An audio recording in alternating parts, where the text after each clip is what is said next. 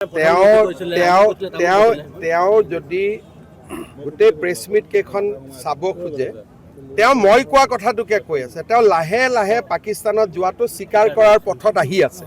সেইকাৰণে তেওঁ ভূমিকা বনাই আছে নৰেন্দ্ৰ মোদী গৈছিলে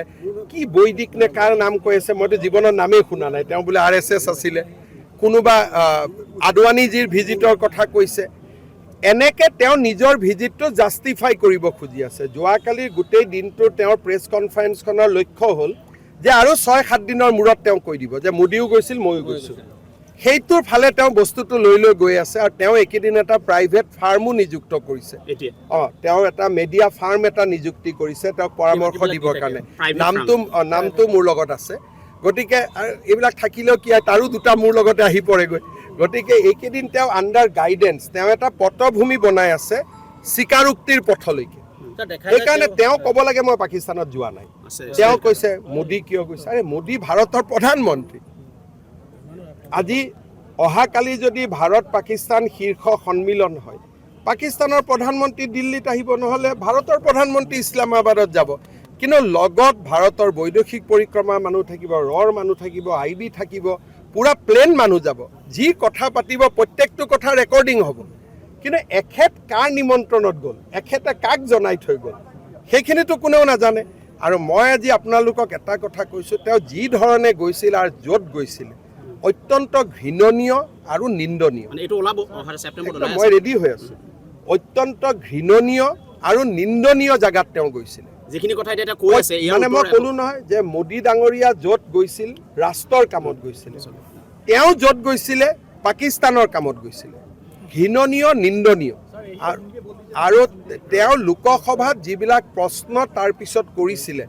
আপোনালোকে শুনিলে আপোনালোকৰ গাৰ নোম শিয়ৰি যাব তেওঁ ৰাফেলৰ বিৰোধিতা কৰিছিল S-400ৰ বিৰোধিতা কৰিছিলে নিউক্লিয়াৰ ৱেপন ক'ত থাকে তেওঁ জানিব চেষ্টা কৰিছিলে কোষ্ট গাৰ্ডৰ যিটো ৰাস্তাৰে কাছা বাঢ়িছিল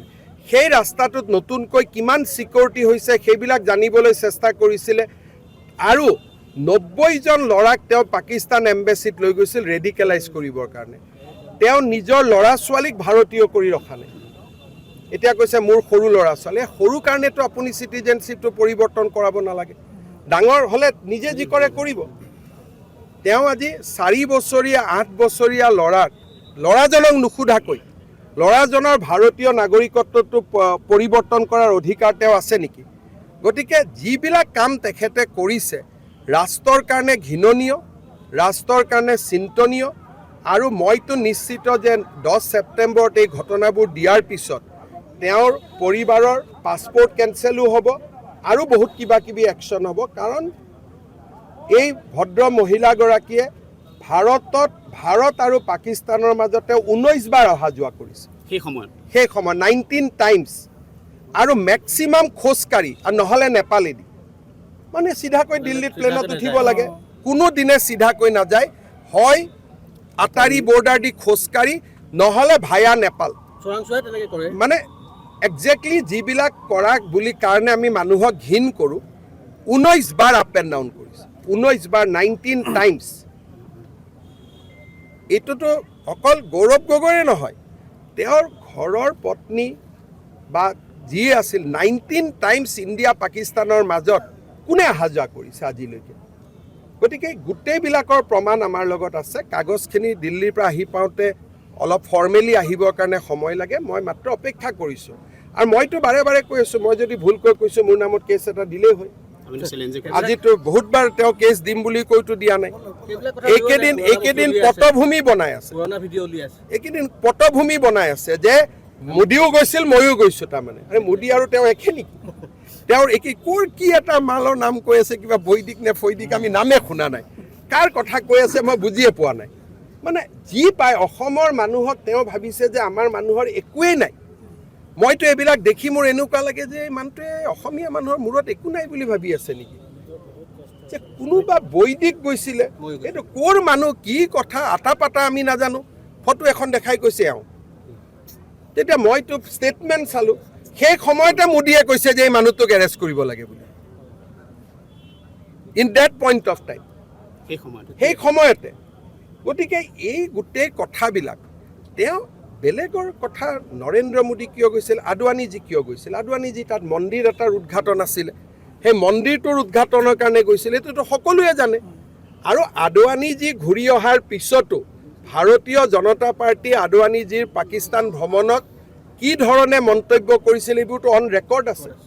গতিকে আমি কেতিয়াও আমাৰ কথা দি তেওঁ নিজৰ ভ্ৰমণটো জাষ্টিফাই কৰিব নোৱাৰে।